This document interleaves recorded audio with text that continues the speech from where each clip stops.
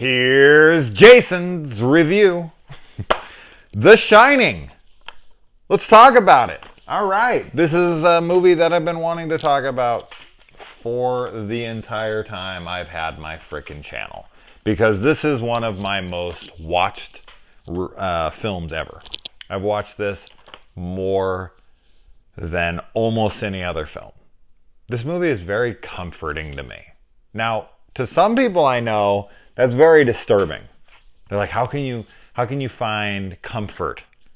How can you have an almost meditative response to a movie like this? And it's not because it's boring, not to me. It is to other people. I would be very curious to talk to just, a 20-something-year-old who doesn't know anything about this movie, has never heard of this movie, and just for them to throw it in and watch it, what their experience would be. Because compared to like modern day horror, this would be very boring, I suppose. Do I find it boring? Absolutely not. It's one of my favorite movies of all time. But what kids expect today in their movies with constant stimulation,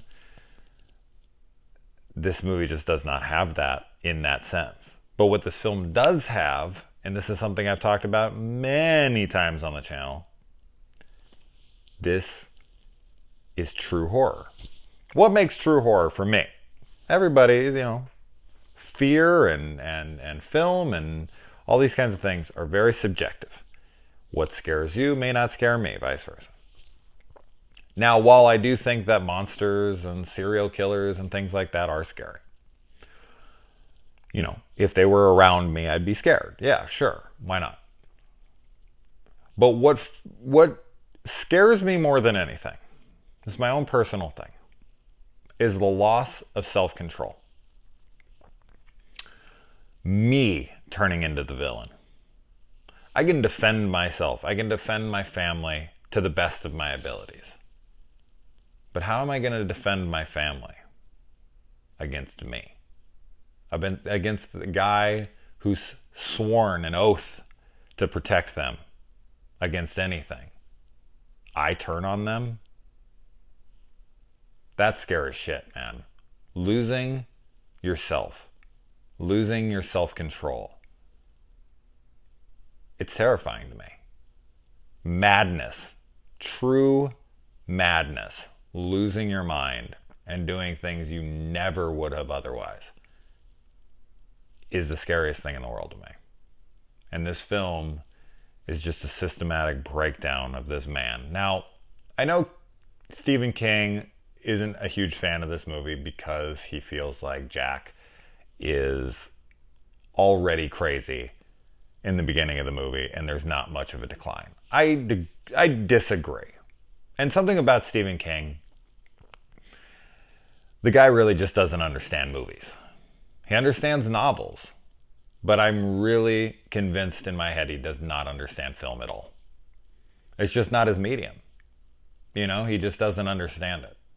Whenever I hear him talk about films, especially when I watch like Maximum Overdrive, I still have a fun time with Maximum Overdrive. But that's the one film he ever was in control of, fully. He was the director, he was the writer, that was his movie.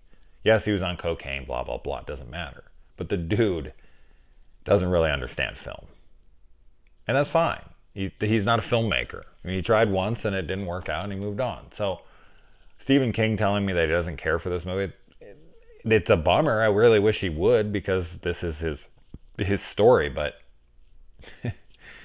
this movie is leagues better than most film adaptations. I mean, it's better than most films. It's one of the greatest movies ever made, in my opinion. So for him to knock it, I get it. He's too close to the source material. As a writer, as somebody who loves his work, even if a masterpiece came out of my work and it wasn't what I wrote, I would be upset. So I get it. But Stephen King I don't feel like he understands film. But that's, I digress from that. Anyways, so I have the Blu-ray. This was the Blu-ray that blew my mind. This was the first Blu-ray that I watched that made me understand why Blu-ray was even a thing. Before that, I was just kind of like, this is fine, this is okay. This was when Blu-ray just came out.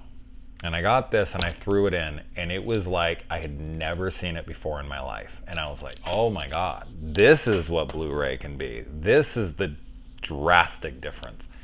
Wow, the colors, everything felt so real. I was noticing every stupid little thing. I was noticing everything up on the wall, the tile, the sheen, everything. It looked like I was there. This Blu-ray is beautiful. Now there's a 4K that just got released. I'd love to watch that thing, but I don't have the money for it right now, unfortunately. All right, so let's get into this beautiful atmospheric slow build, because that's what this movie's all about. It's all about that creation of tension and atmosphere and unsettling feeling that just climbs and climbs and climbs and crescendos. And that's that. Like, modern horror does more peaks and valleys, and it kind of starts to fizzle out at the end because the audience has just done too much of this and they've blown their load way too early. This film has just an incredible atmosphere. Like, if you were going to study film from an atmospheric perspective, there's a few films I would recommend studying, and this is one of them. It's just the way they build it in this film is incredible. It's masterful. It's Stanley Kubrick, so you're not, you shouldn't be surprised here.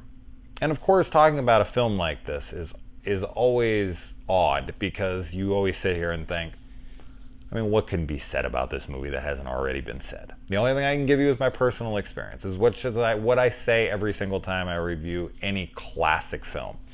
So these will be my spin on things. So we get this opening long sweeping aerial shot with this fantastic score. Like, as soon as the music hits, I'm already home. I'm already just locked in, feeling good. This film puts me in a full trance. I can throw this on at any time, in the background, in the foreground, wherever, and I'm just, it's very comforting to have on. Something like Halloween, something like this, 1408's another one, weirdly. But this one, man, I can put it on any day, any time, and it's always welcome. And yeah, the opening shouldn't even be all that great. It's like National Geographic. It's just like a sweeping shot of like mountains and water, but it's the music, it's the title cards, it's just the impending doom that is coming, and then boom, it like cuts interview day. Jack Torrance is there, and you just know where it's going. Seeing this for the first time in the theaters, going in blind to this would be wild, just not knowing at all what was going to happen.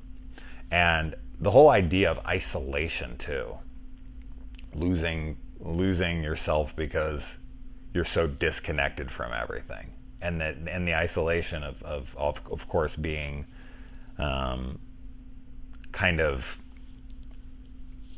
I suppose, vulnerable to attack, to the weather conditions. If things got really bad, like, who's going to get there? Who's going to help you? Who's going to save you?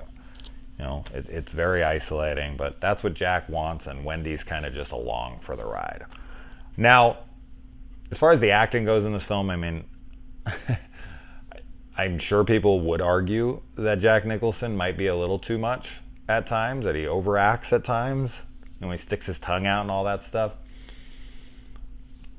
I think that's a very rare complaint, but they do exist, and I could kind of get that, but it's Jack Nicholson in The Shining. Come on now. Jack Torrance is one of the all-time great villainous characters, because he's an everyday man who turns on his family because of his,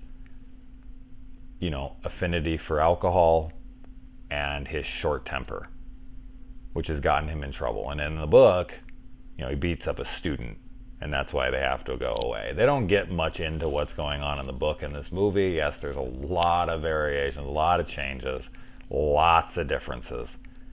You know, Ullman's really nice. In the book, he's a total dick and doesn't want Jack there at all.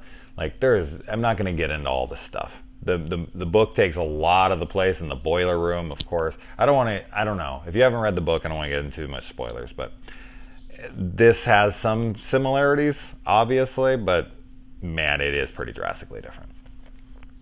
And the whole making Tony his finger and him talking to him instead of actually being like a physical manifestation that's outside his body, like you see in the miniseries. I get the decision. I think that Kubrick would have thought that would have looked hokey. It would have looked silly. And to have Danny kind of questionably crazy in the opening, like, what is this kid? Because I'm guessing Kubrick also would think people, although it's hard to say what Kubrick would think. Kubrick is not a normal person, so I'm not sure what he was thinking, but I know that an audience would come in not having read the book. Majority of people don't read the book, and they'd be like, okay, so this kid's crazy. This kid's lost it. He has an imaginary friend. And then as the movie goes on, and then Dick Hallorann kind of lets it go, that they can communicate. It's like, oh shit, I guess Danny doesn't. I mean, if he would have been seeing some ghostly figure in front of him, talking to him, it would have been very apparent. So I like the unknown, because that's what you want to do with the audience. You want to ask them a bunch of questions in the opening, get them intrigued, get them invested, get them curious, and then just kind of leave them breadcrumbs and little nuggets, and then just, you know, slowly do some exposition as it goes on, but not too much. And this movie does that so well. This is definitely going to be, I'm in the minority on this one, but I find Shelley Duvall very weirdly attractive in this movie. Her teeth are a little much for me.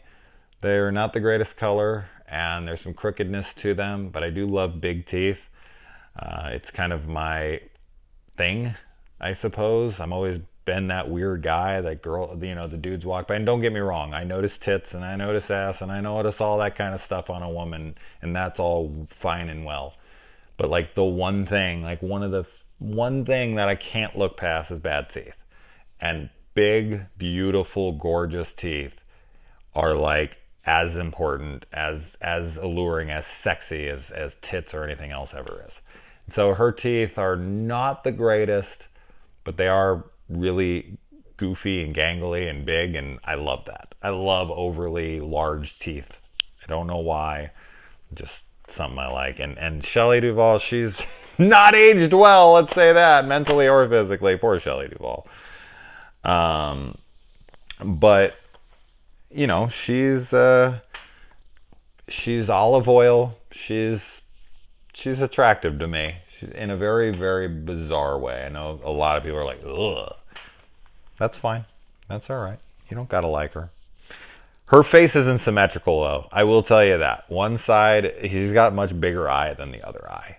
And if you cover up her face and you look on the good side of her face, which is the left side, her right side is the bigger eye. If you like cover up the right side and look at her left side, it's really pretty. And then you look at the right side and it's actually really weird looking. So I feel like if she was to flip it and have both sides, she'd be much prettier. But I don't know. I still have something for her. So when Jack is approached by Ullman and them, when he's sitting outside waiting for them, he's reading a Playgirl magazine.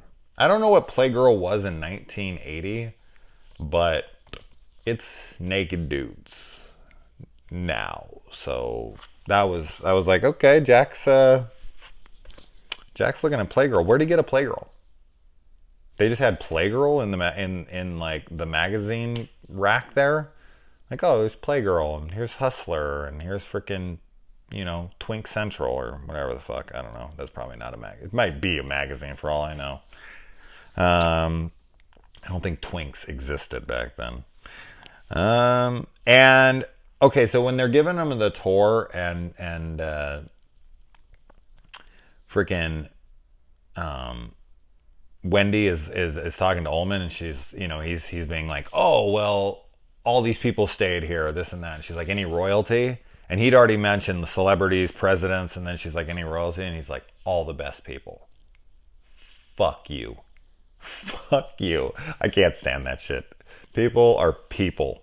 Nobody's better than anybody else, okay? That's that. And I know that sounds like I'm being some offended this and that. I don't know. Something about, royal, especially royalty. What the fuck did royalty ever do? I don't even understand that stuff. I'll never understand. Why do fucking places like, England still have a king and a queen? Oh, I have people right now freaking out on me from there. I don't get it. They don't do anything. It's tradition. Fuck tradition. I can't stand tradition. So anyway. All right. And then we got the twins. So that's like the first time. As soon as Danny gets there, he's already seeing ghosts. He's already seeing the Grady twins, which of course are iconic in their own right. And I have identical twin girls. So even though these girls are not identical twins, I still want to dress them up like that eventually. I'll be the very typical dad, horror dad, and do that, but it would be fun to see him in there.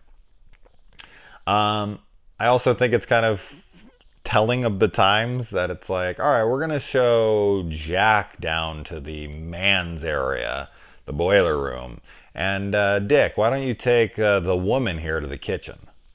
It's really funny. It's like, go show the woman the kitchen. They don't say it, but it's very obvious. That's what they're doing. Scatman Crothers, man, is fucking phenomenal in this. I love him in this. Dick Hallorann is fabulous. Everything he says, every line, his presence, his genuine sweetness, his laughter, everything is very charismatic. He's very endearing. I love this dude. And there's nothing fresh in the place. They got frozen meat and dried foods and shit. Where does she get eggs a month later? A month later, she has eggs? I mean, eggs will go past the expiration date a while. I guess in a month you might still have eggs, but they're supposed to be there for 5 months. There are only so many things you could keep good for that long. So a month in, she still has eggs. That's interesting. She didn't use them all up at that point. How many did they have? And another thing that's very telling of the times is they meet this random stranger, Dick Hallorann, and then they're just like, hey, Danny, you can just take off with him and he'll give you ice cream. That's like a setup for every freaking like kid gone missing, kid molested story. But especially with a guy named Dick. Yeah, just go off with Dick and he'll give you some cream. Iced cream. All right. And Dick lets him know that he can see the past and the future. And then he asks him about room 237, which it's 217 in the book.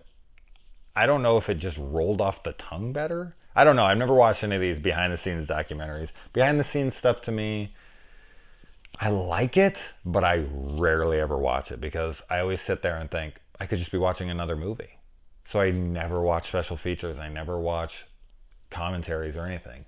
Some movies I do. I've watched all the Lord of the Rings, Hobbit stuff, all of it. All like freaking 30 plus hours of behind the scenes stuff. I love that stuff for some reason, but outside of that, man, I don't really watch much else.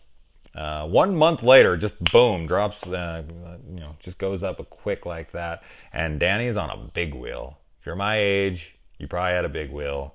Big wheels were the shit.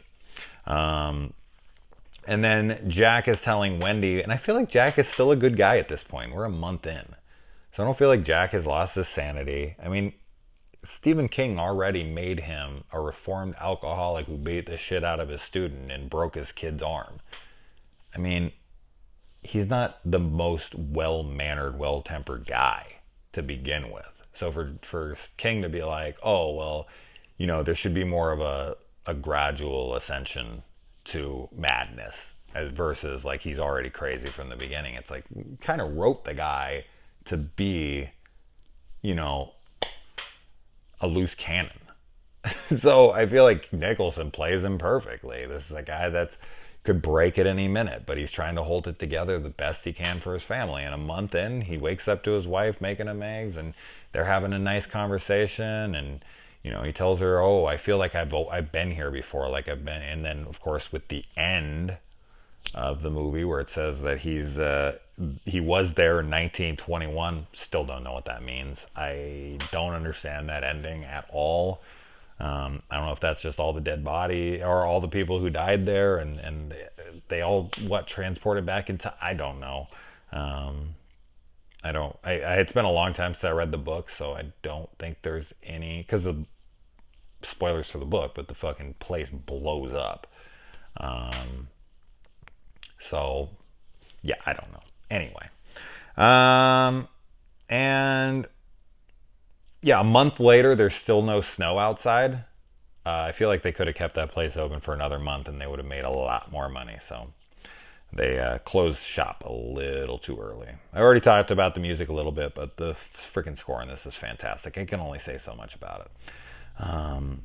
The losing it at the typewriter scene, it's just so hard to watch because Wendy is such a sweetheart and Jack is so unbelievably cruel to her.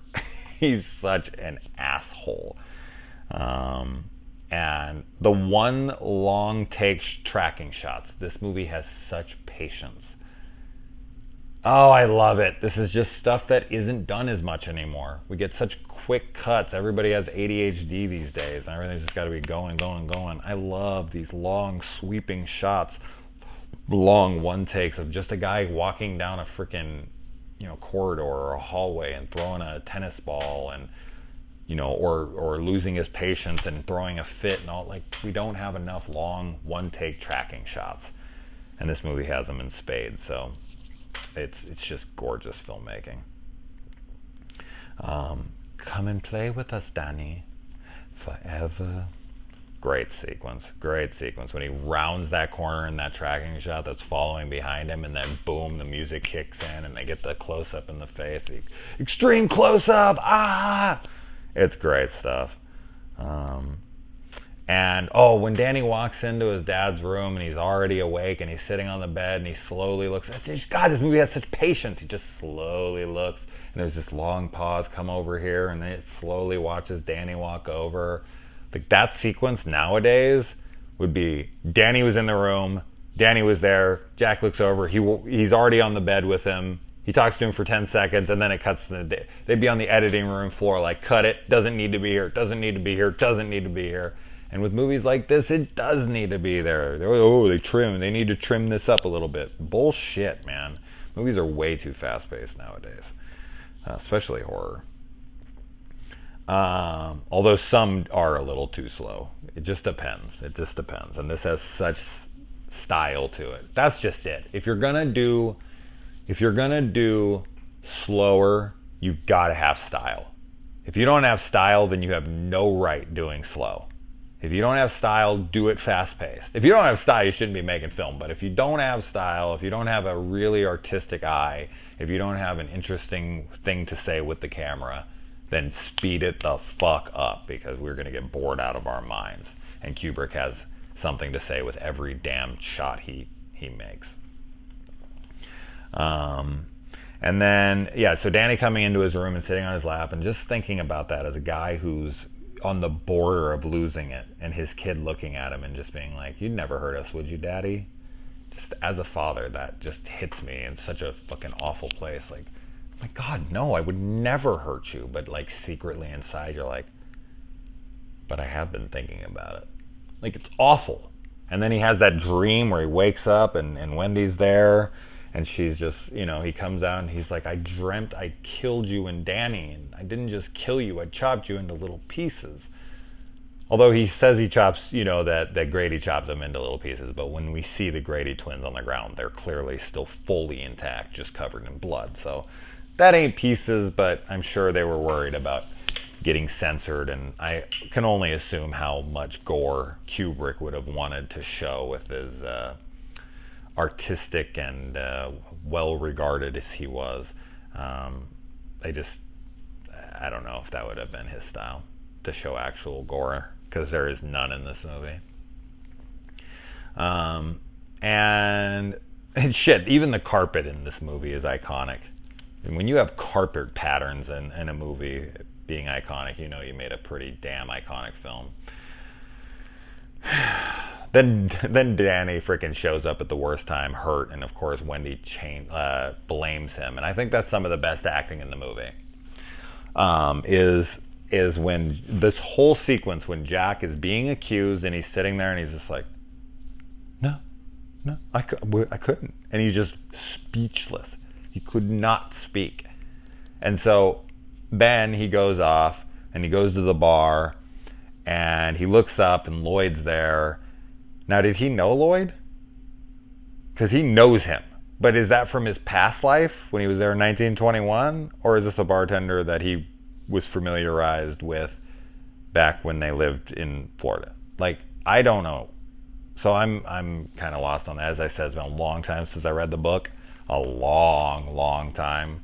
So I can't remember what his relationship with Lloyd is, but he has one. And then when he's talking to Lloyd and he's looking around and he's just like, all right. Okay, I did hurt him once, but it was an accident and it happened 5 months ago. Like that, all that shit is just phenomenal acting. Phenomenal. Everything he does in that sequence, from him getting accused to walking through the hallway to talking to Lloyd to his reaction to him, and just I'd give my goddamn soul for just a glass of beer. And then boom, Lloyd's there. It's masterful. It's just fucking masterful. It's beautiful. It's such a fantastic sequence, and it's just the beginning of the end. That's when Jack sells his soul for a glass of beer, for alcohol. He gives up on his sobriety. You know, I've been on this wagon for 5 months, as he says, and this is him. You know, and of course the argument could be made now that there were no ghosts, but then how did Dick and freaking Danny communicate? Did he just come there on a whim and all? No, there's ghosts there. It's a haunted place. But yeah, I mean, if you really wanted to, I guess you could look at it as Jack just lost his damn mind and turned to booze again, and I guess he snuck it in, but that's not the way I see it at all. This is more face value for me. And I love the room. I love Dick's room with the, you know, African ladies up there with the huge afros and shit and their tits, and oh, it's great stuff. Room 237 is quite a bit nicer than the servants' quarters they're living in. I would have got in there and been like, why the hell aren't we staying in this room? And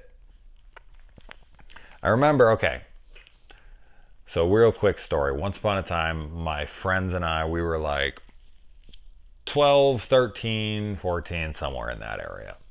And my friends were like, hey, Jason, you watch R-rated movies all the time. We need to see some titties. We want to see titties. We want to see boobies. Show us the naked ladies, this and that.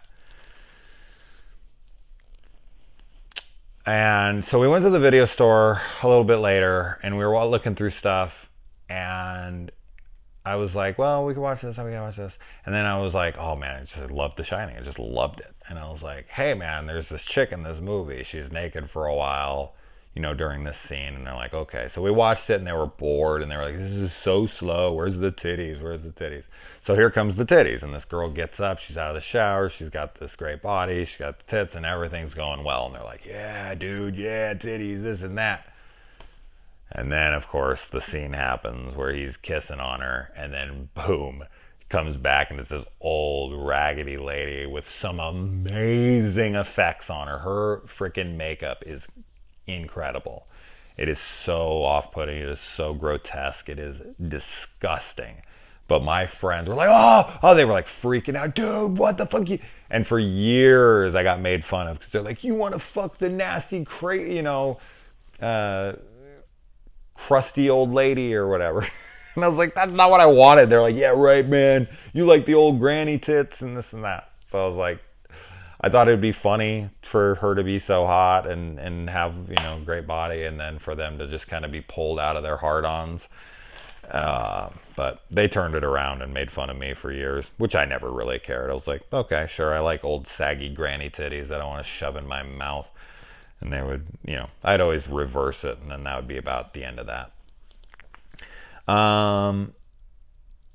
So yeah, freaking Dick lives all the way out in Florida when he works in Colorado. Like, why the hell does he live so far away? And he goes there, I guess, for 5 months. So he has 2 homes. He lives at the Overlook, and then for like 7 months a year, and then flies back home. He's like a snowbird. He goes to Florida for the winter. But yeah, he's far. And then I like how Wendy has to take a bat to go talk to her husband. How shitty would that be? I would love for them, this might already exist, but they should release a book by Jack Torrance that just has all the different versions of All Work and No Play Makes Jack a Dull Boy. That'd be a great book to have for like a, coffee table book or something. When Jack is really mad and he's yelling at Wendy and he's saying all of his stuff, he sounds like Chucky. I wonder if Brad Dourif modeled his voice after Jack Nicholson in this, because he really sounds like Chucky at times.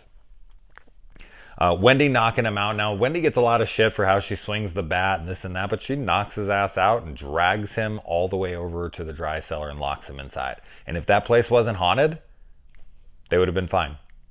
Like, Wendy was in a circumstance where the supernatural had to occur for her not to have done the right thing there. She didn't want to kill her husband. She just wanted to knock him out and lock him in a place he could never have gotten out of otherwise. No fucking way he could ever got out of there otherwise. So it literally had to be the supernatural or Danny. But besides that, yeah, there was no getting out of there. So that's kind of shitty for her. The red rum scene, it's so iconic now. I can only imagine how many people were like, that says murder, before it ever showed it in the mirror, but it says. Then we got the axe scene, which is probably the most memorable scene from the film. Just him, sticking his face through the door, the "Here's Johnny" line. I would say that's got to be the most memorable sequence. And that whole scene is that's true terror. You're isolated in this freaking hotel, miles from civilization. You have no way out. Jack's destroyed the radio. He's destroyed the freaking, the Bobcat, or isn't that what it's called? Yeah. And, here is her husband, who's supposed to be her protector, is slamming an axe through the door and screaming that he's going to kill them all. And her kid is out there by himself. If someone watches this and is like, that's not scary. I don't even care if you're scared in the moment. If they can't see that as scary, then I don't know what to tell you. Imagine the person you trust most, the person who's supposed to protect you, is now coming at you with an axe, and there's no talking them out of it. There's no reasoning with them. They've completely lost their mind. It's terrifying. There's more damage in the door on the next time they show it. When Dick pulls up, the whole other left side of the door has been knocked out. So that must be a deleted scene, or during that, Jack was going back to the door because she sliced up his hand when he tried to come through. Dick's death is the only death in the movie besides Jack, and it's just very quick. It's very abrupt, and it's just kind of like high violence, really fast, boom, and then it's over. And then Wendy just kind of goes around the hotel of horror and sees the furry blowy. So she sees this person dressed like a freaking furry pig or some shit and blowing some guy, and he has his ass hanging out of the back of this thing, and I don't even know what they're trying to say there. She also sees this whole room filled with skeletons, so she's just kind of running around and seeing all sorts of terrifying shit. The hedge maze dupe is is drastically different than the book, but it's cool. It's cool that Danny is able to kind of go in there and take advantage of his limp and his compromised mental state by doubling back and using his footprints to wipe them, and he wipes it all clean, and then Jack just kind of gets lost in there and freezes to death. And when it comes to Jack, like, you have an axe, dude. You're in a maze filled with bushes. Just boom, boom, boom. Just go through the walls until you're out. You have an axe. They're basically fucking little trees. Cut through them and get... Like, why would he continue to just stay on it? Like, just cut through them really quick. I mean, how thick could they possibly be? I mean, they'd be better than just trying to go up and down. Just keep going forward and you'll get out eventually. So, but he's too far gone by that point. So, yeah, that's it. The Stanley Kubrick's The Shining, a review that I've been talking about doing for a very long time. Obviously, Dr. Sleep is coming out very soon. Very excited for that. I think Mike Flanagan is the best working horror director right now. So to see what he's going to do with Ewan McGregor and Rebecca Ferguson, and I've read Dr. Sleep pretty recently, so I'm pretty brushed up on that one, and I look forward to it. So I know that there are people out there that find this movie slow. I know that there are people out there that are not fans, but you can't argue that this is not a classic. This is a masterpiece in my opinion, but you definitely can't argue that it's not a classic. It is. And there's a very good reason for it. It's a fantastic artistic display of mental breakdown and true terror. That's my opinion. Adios.